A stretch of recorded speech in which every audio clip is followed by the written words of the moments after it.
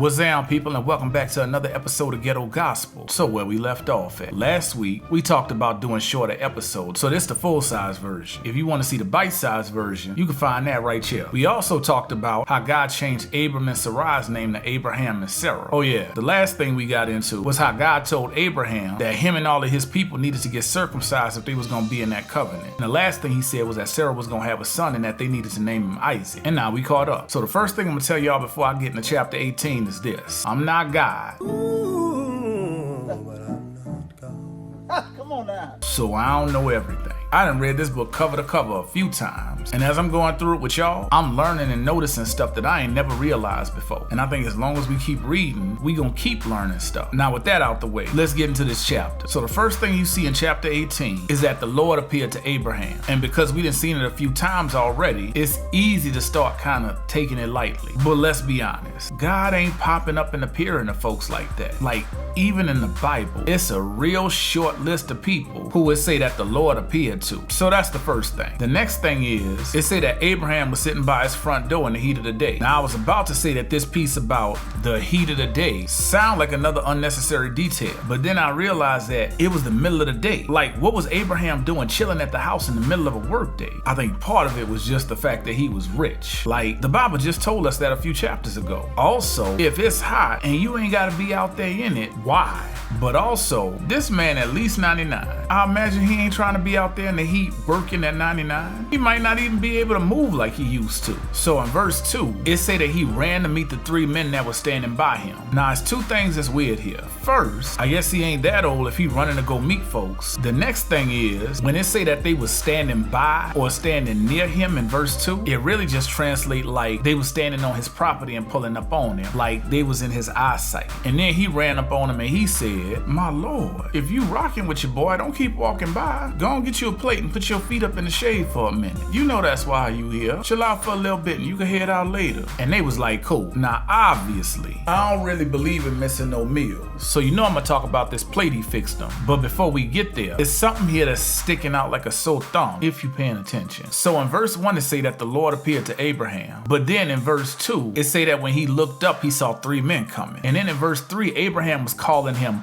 my Lord, which is a different word from when it say the Lord in verse 1. It's kind of like, imagine you the king or queen of Wakanda. When the American president talk about you, he might say the king or queen, but homegirl Nakia gonna be like my king.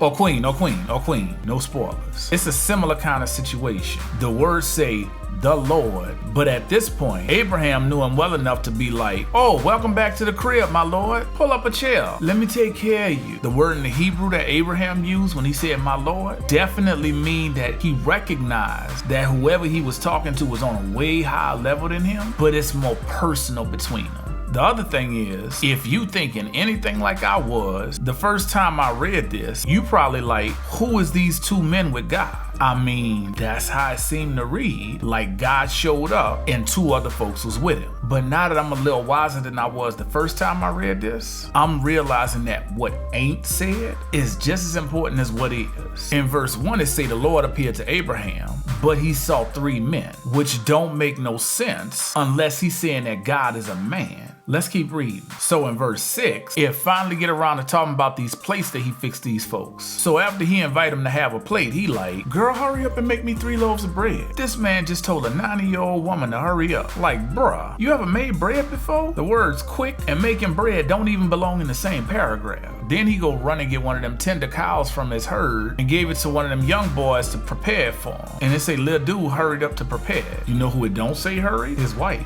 Anyway, then it say he took some curds and some milk, that's kind of like cheese in a glass of milk, and the meat the boy prepared and gave it to the men. He served it up and they ate under the tree. You notice he still ain't had no bread, right? I'll let y'all decide what to make of that. So essentially, he was trying to serve them folks some bread, some meat, and kinda sorta some cheese with a glass of milk.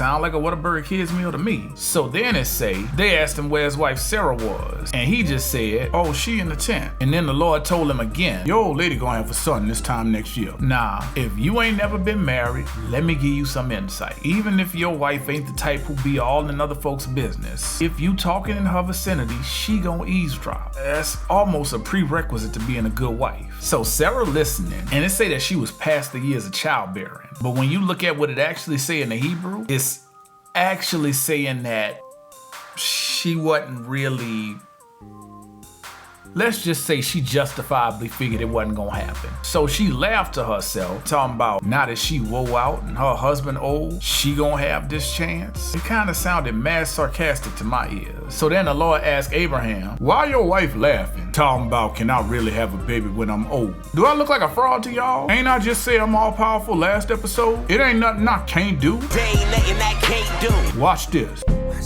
I'ma come back when I said I'ma come back, and you gonna have a son. Then Sarah was all shook, talking about she ain't laughed. And God was like, girl, yes you did. So I'ma pause right here for the week, but we gonna finish the chapter next week. And as always, peace. I hope y'all people straight.